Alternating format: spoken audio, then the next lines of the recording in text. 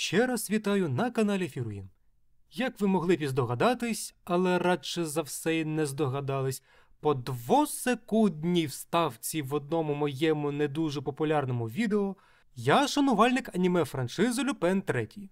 Так, уточнюю, саме аніме відгалуження франшизи, бо я читав лише десь перші 2 десятки журналів манги. Оті, що виходили ще в 1967 році. Так, якщо ви не знали, Люпен III – це дуже стара франшиза і одна із найстаріших аніме-франшиз, що досі підтримуються. Втім, в цьому відео я хочу розповісти про абсолютно несподіваний діамант в цій колекції, а саме аніме-серіал Люпін Зеро, остання серія якого вийшла зовсім нещодавно. Але про все за порядком. Оскільки це огляд на відеоматеріал, тому я не буду використовувати цей відеоматеріал у своєму відео через можливі проблеми з авторським правом. Тому натомість я буду використовувати окремі зображення для візуального підтвердження сказаного мною. Прошу віднестись до цього з розумінням, що доволі кумедно, враховуючи історію самої манги. Отож, франшиза Люпен III показує життя та пригоди, логічно, Люпена III, внука Арсена Люпена, героя романів Моріса Леблана. І якщо ви трохи розумієтесь в японській культурі та виробництві манги та аніме, то у вас може виникнути одне конкретне питання, на що я відповім одразу. Так. Автор Люпена III, Казухіко Като із псевдонімом Monkey Punch, не отримував дозвіл на таке сюжетне поєднання, через що франшиза не була сильно розповсюджена поза Японією з причини авторських прав. А там, де вона все ж публікувалась, героя навмисно перейменовували на щось подібне до Рупан або і геть інакше. Зараз із цим ситуація значно краще, оскільки твори Моріса Леблана із 2012 року стали суспільним надбанням через 70 років після смерті автора.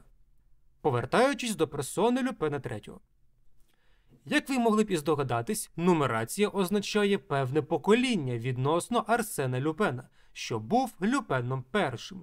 Потім його син став Люпеном II, а вже наш герой – Люпеном III. Втім, враховуючи назву серіалу «Люпін Зеро», тут розповідається саме про дитинство Люпена III, аж ніяк не батька Арсена Люпена.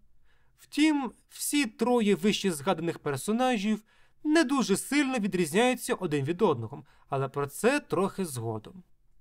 Отож, якщо ви взагалі нічого не знаєте про франшизу Люпена, або знаєте дуже мало, наприклад, подивившись лише «Замок Каліостро», тому що його режисером був Хаяо Міядзакі, то Люпін Зеро – це дуже хороший старт для ознайомлення. Бо в цьому серіалі 6 серій. Так, не стандартні 24, 16 чи бодай 12. Саме 6 серій. І в цих дуже тісних часових рамках режисер та аніматори змогли викластись наповну та розповісти суцільну історію становлення Люпена III. Втім, навіть попри те, що я сказав, що це хороший початок знайомства із франшизою Люпена, не сподівайтесь на продовження у подальших фільмах, серіалах тощо.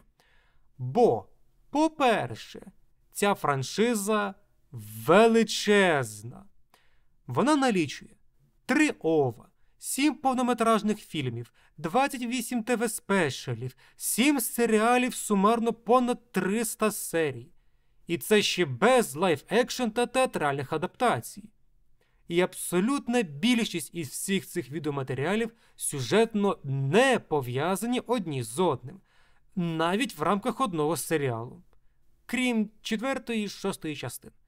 Ба більше, є окремий ТВ-спешл, який називається «Люпен III. Епізод 0. Перший контакт», який теж слугував певним епілогом до всіх наявних історій, і який в певних моментах має певні розбіжності із наявним Люпін Зеро. Тому раджу вам не перейматись стосовно загального сюжету та просто дивитись у своє задоволення. Все одно режисер кожного окремого відеоматеріалу франшизи працював із певним архетипом героя, а вже як будуть розгортатись події, залежить від його фантазії та багатьох інших сукупних елементів. Ну а по-друге, характер головних героїв, їх відношення до тої чи іншої проблеми, їх думки та вчинки можуть доволі суттєво відрізнятись в залежності від того, хто режисер анімаційного фільму. Іноді загальний тон історії може коливатись від все того ж класичного Міядзакі із його «Замок Каліостро», продовжуючи божевільним та дещо безглуздим «Legend of the God of Babylon» та закінчуючи темним та жорстоким «Вальтер П-38». Якщо розповідати про Люпін Зеро без спойлерів, то в цьому короткому серіалі з'явились навіть все ті ж предки Люпени – дід та батько, що є вкрай рідкісним явищем у франшизі. Бо протягом всіх цих 50 років аніме-франшизи загальна кількість посилань на Люпена першого або Люпена другого десь приблизно 15 разів. А тут вони не просто згадуються, а і є теж безпосередніми учасниками серіалу, що взагалі унікальне явище. Все завдяки тому, що основний герой франшизи ще дитина, хоча тема дитинства Люпена III розкривалась в одній... «Так, ти, цей! Геть звідси! Геть, я сказав! Геть з канону!» Я не буду коментувати цей серіал, але продовжу на тему. Оскільки це, знову ж таки, своєрідний новий приквел до всіх існуючих частин, тому зі звичного касту героїв тут буде тільки сам Люпен та його вірний товариш Джиген Дайсуке. Щоправда, тут вони ще тільки формують певні дружні відносини, що теж не часто побачиш. Ну а ви можете познайомитись із рештою із компаній, такими як Фудзіко Міне, Ісікава Гоїмон та Занігата Коїчі при перегляді саме першого сезону серіалу, що вийшов у 1971 році. До речі, загальний стиль серіалу «Люпен Зеро» виглядає саме як перший серіал. Це що стосується певних загальних обрисів персонажів та кольорової палітри, що дещо приглушена у порівнянні із яскравими і сучасними 4-6 сезонами. Якби ж тільки це... О, Господи! В цих 6 серіях режисер та аніматори вставили таку кількість посилань на існуючі елементи франшизи, що кожного разу, коли я запримітив таке посилання, я буквально виглядав як типовий Сой Джек. Тож, далі я хочу звернути вашу увагу саме на такі посилання.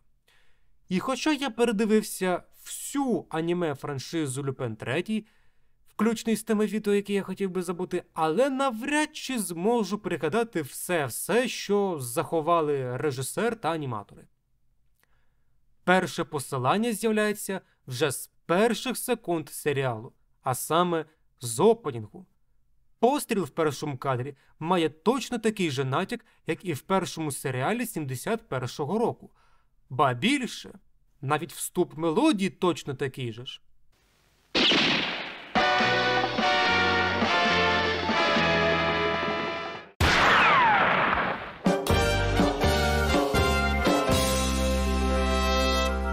Ну а опенінг в Люпен Зеро – це видозмінена тема Афро Люпен 68, що звучала у все тому ж першому серіалі. З чергового посилання у вступі іноді дія в новому опенінгу призупиняється для показу титрів, а саме зображення отримує відтінок одного кольору. Точно такий же прийом був і в першому серіалі опенінгу. Наступні 2 посилання можна спихнути на мій СПГС – синдром пошуку глибинного сенсу, бо перший такий момент – це політ Люпена та Джигена в телефонній будці. Як на мене, це дуже тонкий натяк ще на пілотну серію Люпена, де в такому положенні був Зенігата.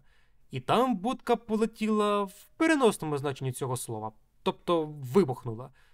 Другий момент – це секундний уривок, де Люпен ловить ніж своїми зубами. Я вважаю, що це посилання вже на культовий біг Люпена, де на нього в цей час світять прожектором. Але проблема в тому, що цей біг він виконує в дорослому віці, а бувши дитиною, він цьому ще не навчився. Музична тема з опенінгу першого сезону теж тут звучить в Люпен Зеро, тільки без постійного промовляння «Люпен» і «та-ба-да-ба-да-ба-да-ба». Ну так далі. А от ендінг Люпен Зеро – це неприкрите посилання на ендінг все того ж першого сезону. По-перше, композиція все та ж. По-друге, герой, що під схід сонця їздить на мотоциклі, тільки із невеликою поправкою на те, що зазвичай там показують Фудзіко, а тут Люпен та Джиген. А ось цей кадр в другій серії ні на що особливо не натякає, але дуже кумедно, якщо роздивитись його. В цьому моменті Люпен спробував проїздити на потязі на мотоциклі, але колесом сперся окрей, через що полетів сам. І герой в цей час почав спроби доплисти, а згодом і долетіти вперед, що було чимало разів протягом всієї аніме-франшизи. Буфонада і в аніме буфонада. В третьому епізоді з'являється персонаж, що іменує себе Пхолан. Цілком ймовірно, враховуючи жіночу стать і специфічний огляд, що це посилання на Пхолан Деві, відому в Індії політичну діячку тих часів. Але що більш важливо, так це поява такого ж молодого, як і Люпен, Альберта, одного з ключових персонажів п'ятого серіалу. В спогадах Люпена в тому серіалі вони не просто знайомі, а й безпосередньо конкурували за титул Люпен. Враховуючи те, що в третьому епізоді Люпен Зеро вони займаються цим же самим, але вже зі спадком Арсена Люпена, то це було вкрай тендітне посилання.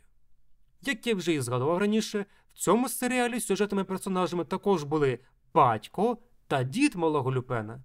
Арсен Люпен в цьому епізоді показаний як безпринципний, егоїстичний та все ще хитрий збочинець. Дуже іронічно, оскільки цими словами можна було описати саме Люпена третього, часів перших томів манги. А от із Люпеном другим інша ситуація. По-перше, його дизайн максимально подібний до того, що було у все тій же манзі, бо в подальшому його зовнішній вигляд все ж відчутно змінювався. Але по-друге, це, напевно, найбільший сюрприз особисто для мене, його озвучив Фурукава Тошіо.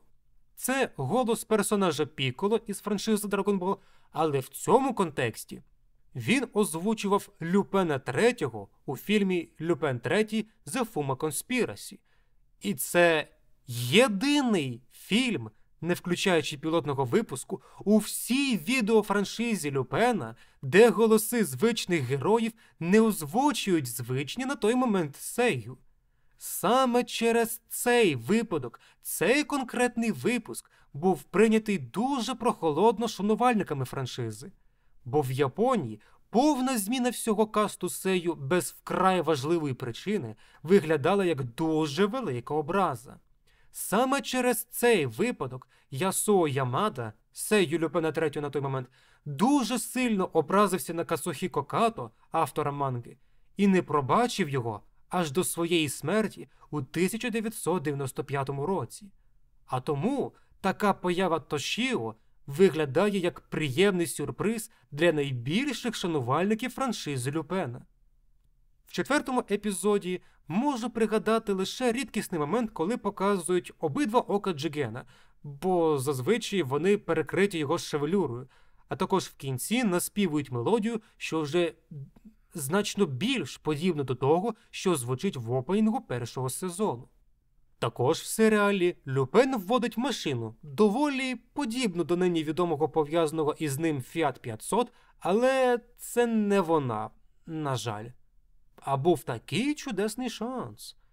А от в п'ятій серії не тільки можна більш детально розгледіти Люпена другого, а й побачити, що Шінобу, покоївка маєтку Люпена, вихоплює пістолет Дерінджер, один із двох основних пістолетів міни Фудзіко. Другою такою є FN М1910. Чи є якийсь взаємозв'язок поміж нею та Фудзіко, невідомо. Зате в останній 6-й серії глядачі дізнались взаємозв'язок між Люпеном III та Вальтер П-38. Раніше цим пістолетом користувався його батько, але молодший, що успішно виграв парі та викрав цей пістолет, отримав від нього П-38 як подарунок. В тій же ж серії вперше показують звичного глядачам дизайн дорослого Люпена із зеленим жилетом, жовтою краваткою та чорною стрічкою. Дизайн прямо із першого серіалу. А Шенобу в останній серії з'являється в новому відвертому наряді, що ще раз наштовхує на думку, чи не пов'язано воно якось із Міні Фудзіко. Загалом не так вже й багато різного роду посилань, не кажучи вже про те, що може лише дуже образно натякати на щось конкретне, але враховуючи загальний хронометраж в 6 серій, цього було цілком достатньо. Загалом, я був дуже задоволений цим міні-серіалом та раджу вам поглянути його, якщо ви геть не знайомі із франшизою Люпен III. Можливо, колись пізніше я зроблю своєрідний тир-лист із усіма цими відеофільмами франшизи. Тим паче, що відповідний сценарій давно вже готовий. Ну, а у мене на цьому все. І до зустрічі в наступному відео.